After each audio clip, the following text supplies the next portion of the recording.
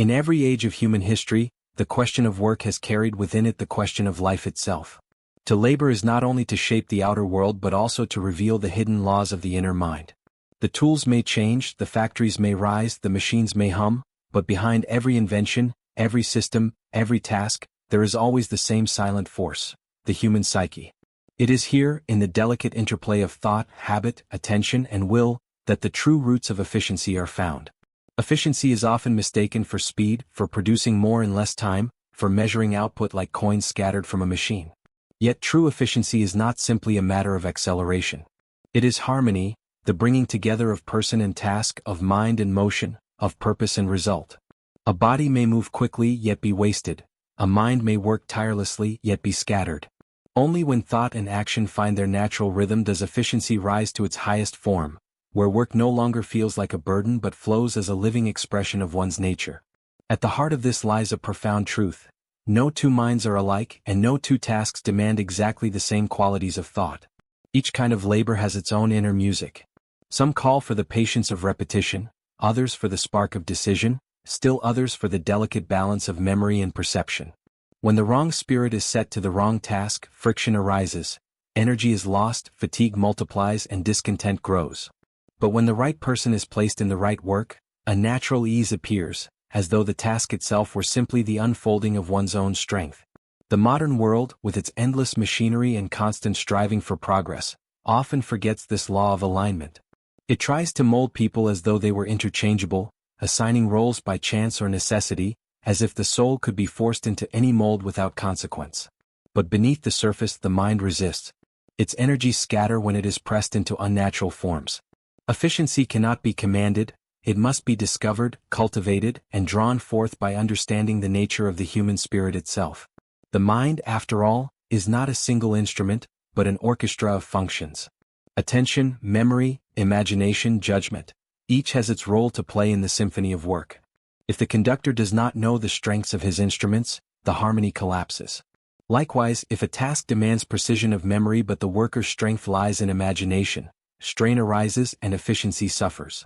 To honor efficiency is not to demand sameness, but to recognize difference, and to place each mind where it can play its natural part in the music of labor. Consider the simple yet profound act of attention. Wherever attention goes, energy flows. The distracted worker, whose mind wanders from the task, multiplies errors, loses rhythm, and grows weary faster. The attentive worker, by contrast, brings clarity to every movement, conserving strength through focus. Attention is the silent gatekeeper of efficiency. It is the light that illuminates one corner of experience while leaving the rest in shadow. Without attention there is no precision. Without precision there is no mastery. Yet attention itself is not infinite. It rises and falls, it sharpens and dulls, like a flame flickering in the wind. To demand endless vigilance without renewal is to burn the candle until it dies. The psychology of work therefore teaches us that efficiency is not simply about pressing harder, but about learning the natural rhythm of the mind, its need for rest, for variation, for balance. The most efficient system is not the one that drives its workers without pause, but the one that allows energy to be renewed, so that attention can return again with freshness and strength. And beyond attention lies the deeper question of will. For what is attention if not guided by choice? The will gathers the wandering streams of thought, directs them toward a purpose, and holds them there against the pull of distraction. Will is the quiet strength behind every act of efficiency. It is the difference between drifting through a task and shaping it with intention. A machine may repeat endlessly, but only the human will can breathe direction into work, transforming repetition into progress. Thus, the science of efficiency is at once external and internal. It studies not only the mechanics of tools and systems, but also the mechanics of thought, of habit, of will. It recognizes that the true factory lies not only in brick and steel, but in the silent chambers of the mind. To understand work is to understand psychology, to elevate work is to elevate consciousness itself. When we begin to see work in this light, the world changes. The factory is no longer just a place of production, but a mirror of the human soul. Each motion of the hand reflects a motion of the mind. Each pattern of repetition is a pattern of thought. The efficiency of the world outside is inseparable from the efficiency of the world within. And to improve one is always to refine the other. This is the foundation upon which the study of industrial psychology rests. The conviction that the greatest progress will not come merely from faster machines or stricter systems, but from a deeper understanding of the human mind. To place the right person in the right work, to cultivate habits that support growth, to honor attention, to strengthen will, this is the true art of efficiency. It is not exploitation but alignment, not force but harmony. And as we step deeper into this exploration, we begin to see that efficiency in its highest sense is not simply about producing more. It is about revealing more of the mind's potential, more of the soul's strength, more of the hidden power that lies in every human being when their nature is truly understood. If the first key to efficiency lies in aligning the worker with the task, the second is found in the quiet power of habit. Habit is the silent machinery of the mind, invisible yet unyielding, guiding every motion, every decision, every repeated act of life. What begins as effort slowly becomes ease. What begins as conscious choice eventually becomes unconscious rhythm. Through habit, the mind conserves its strength, releasing attention from the weight of repetition and allowing it to rise toward higher tasks. Every action inscribes itself upon the mind like footsteps pressed into soft earth. One step leaves little trace, but many steps carve a path. Walk the same path long enough and it becomes a road. Such is the nature of habit. It is not created in a single moment, but through countless repetitions, until what was once difficult becomes natural, and what was once deliberate becomes instinctive. In this way, habit is not merely a convenience, it is the very foundation of efficiency. The worker who has trained their habits well no longer wastes energy on uncertainty. Their hands move with precision, their mind flows with confidence, their effort is no longer spent in deciding each detail. Habit transforms work into a living rhythm, where each part supports the next. It is like a dancer who no longer counts the steps but simply moves with grace, or a musician who no longer thinks of notes but allows the music to flow from within. What was once effort becomes art. Yet habit, for all its power, is double-edged. Just as good habits lift us upward, poor habits quietly entangle us. A careless gesture, repeated often enough, becomes a flaw. A distraction indulged too frequently becomes a weakness. Habit is loyal to whatever we feed it, whether noble or destructive. It does not question, it does not discriminate, it simply repeats. And so the wise approach is to shape habits carefully from the beginning, for once a path has been deeply carved, it is far harder to change its course. Training, then, is the conscious shaping of habit. It is the art of turning knowledge into action, of weaving understanding into the fabric of behavior. To train is not simply to instruct the mind with words, but to guide it through repetition, to ingrain responses so deeply that they flow without hesitation.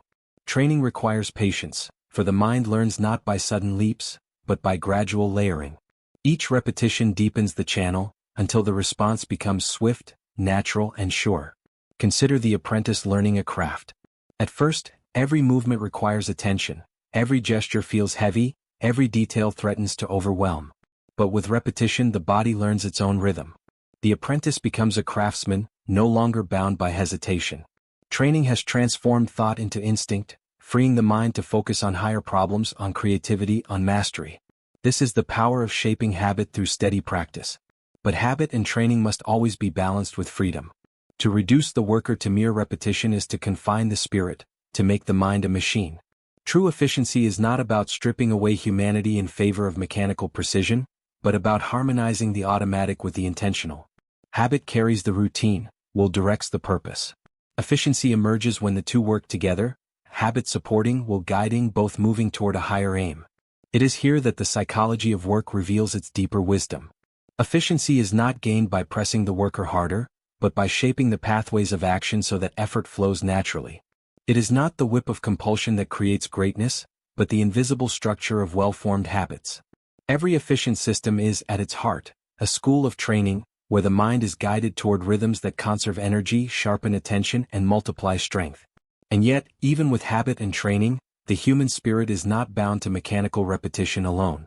There remains the subtle play of imagination, judgment, and choice. A machine may repeat endlessly, but a person brings foresight, adapts to change, and responds to the unforeseen.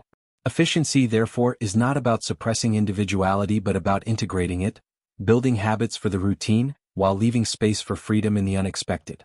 In this balance lies the true secret of mastery. Habit frees the mind from being enslaved by the small, will lifts the mind to embrace the great. Training builds the foundation, imagination builds upon it. Efficiency is not the death of freedom, it is its foundation, for only when the burdens of repetition are carried by habit does the higher self find room to act. The The science of efficiency, then, is not cold or mechanical. It is a study of growth, of how the human mind can rise through discipline, habit, and training into a state of ease and power. Just as a tree grows straight when guided by careful stakes in its youth, so the mind grows strong when guided by careful habits in its early tasks. What begins as training eventually becomes nature, and what begins as effort eventually becomes freedom. Thus, the second pillar of efficiency is revealed, the cultivation of habit and the shaping of training, not as chains that bind the worker but as wings that free the spirit. With this, the path is prepared for the next question: how the mind contends with its own limits, with fatigue, with decision, with the deeper forces of motivation that either weaken or multiply its strength. If habit and training form the steady current of efficiency, then fatigue and decision are the rocks against which the current must flow. No matter how skilled the worker, no matter how well-shaped the habits, the human mind and body are not boundless in their power. Energy ebbs and flows. Attention grows weary. Muscles tire. The will, though strong, eventually bends under the weight of choice. To understand efficiency, one must also understand its shadow, the limits of human strength. Fatigue is not simply a physical condition. It is a whisper that rises from the body and the mind alike, reminding us that all energy comes in cycles. A tired muscle trembles, but so too does a tired mind wander. Inattention creeps in, mistakes multiply, the will falters. What once felt effortless now feels heavy. Fatigue is not an enemy to be conquered by sheer force, for the more it is ignored, the more deeply it exacts its toll. Instead, it must be understood, measured, and respected. The rhythm of work and rest is as old as life itself. Just as the heart beats and pauses, just as day follows night, so too does efficiency require alternation between effort and renewal. A worker who is pushed beyond this natural rhythm does not become more productive, but less. The sharpness of thought dulls, the precision of action fades, and what remains is only strain without progress. To honor efficiency, one must honor rest. For rest is not wasted time, it is the hidden partner of productivity. Yet fatigue is not only a physical law, it is also a psychological one. Often it is not the body but the burden of decision that drains us. To decide is to expend energy, to weigh possibilities, to cut off one path and commit to another. Each choice, no matter how small, carries a cost. And when decisions multiply endlessly, the mind grows weary, not from action but from deliberation. The worker may sit still, yet feel exhausted, for they are consumed not by labor but by choice. This is why structure is so vital to efficiency. When the path is clear, when habits carry the routine, the weight of decision is lifted. The mind need not squander its strength on trivial questions, but can reserve its power for what truly matters. Efficiency is not about removing freedom, but about conserving energy by sparing the mind from needless hesitation. To create systems, to simplify choices, to channel effort. These are acts of wisdom that free the worker from the exhaustion of indecision. Motivation, too, plays its role in the battle against fatigue. A task that feels empty weighs twice as heavy, while a task that feels meaningful carries its own energy. The mind does not tire as quickly when it sees purpose in its labor. Fatigue bends before enthusiasm, as a flame burns longer when fed with air. Here lies a truth often forgotten in the pursuit of industrial order. Efficiency is not only mechanical but deeply human, and the spirit cannot be ignored. The psychology of motivation teaches us that people do not work at their best when driven only by necessity or command. True efficiency arises when labor connects to a higher aim, when the worker feels not only the demand of the task but also the meaning behind it. A craftsman pours care into the smallest detail, not because they are forced but because they see beauty in the outcome. A thinker endures long hours, not from compulsion, but from the spark of curiosity that lights their path. Purpose transforms fatigue into endurance. It is here that the harmony between human and machine becomes most delicate. A machine has no fatigue, no hesitation, no need for rest. It performs as it is built, tirelessly, endlessly, without error of will. Yet the human, though subject to fatigue, surpasses the machine in adaptability, in creativity, in judgment.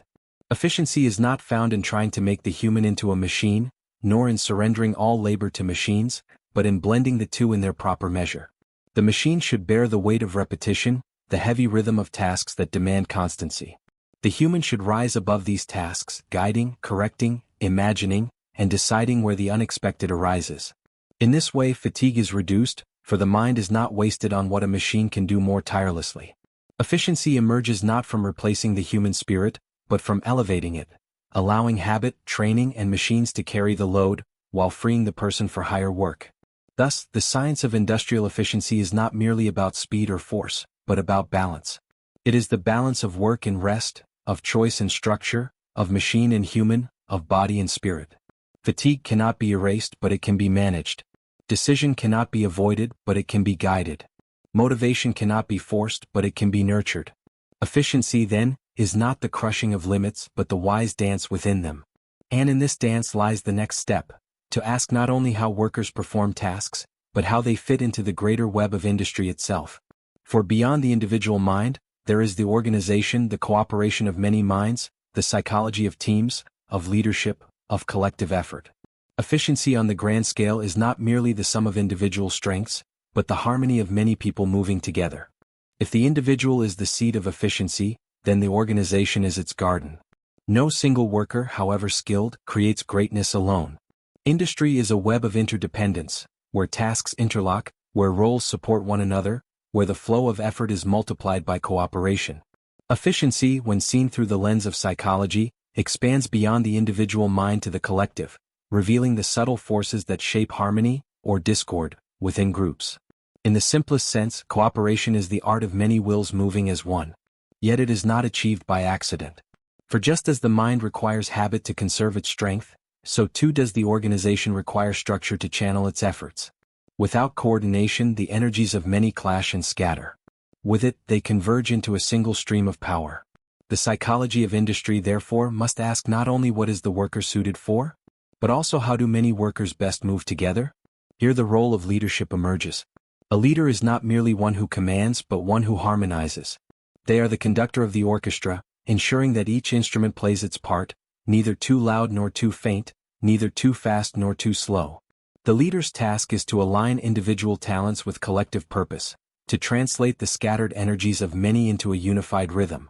Efficiency grows not from orders barked, but from trust inspired, from vision shared, from the subtle guidance that gives meaning to effort.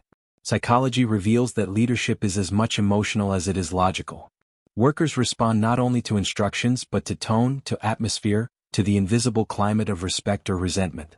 A leader who governs by fear may secure obedience, but never true efficiency, for fear exhausts, narrows attention and stifles creativity.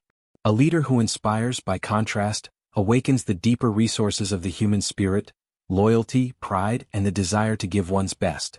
In this way, efficiency is not merely an external order but an inner willingness, a shared conviction that the work matters.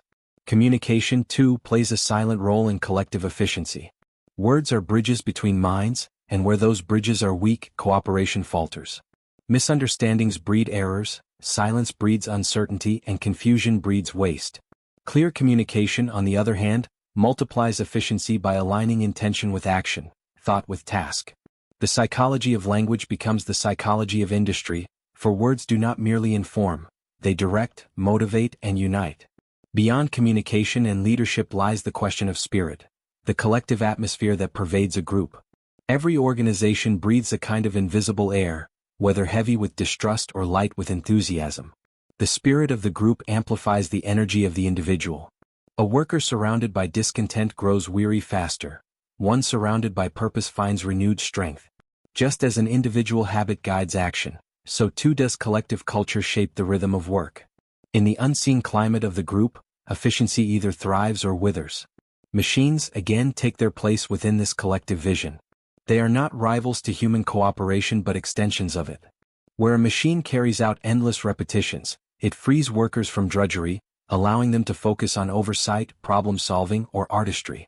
The more routine is delegated to the machine, the more the human spirit can rise to tasks that demand judgment, creativity, and care.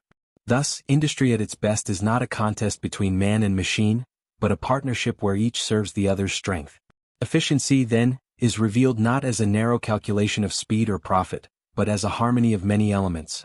The selection of the right worker for the right task, the shaping of habits through training, the wise management of fatigue and decision, the inspiration of motivation, the balance of human and machine, the guidance of leadership, the clarity of communication, and the spirit of cooperation.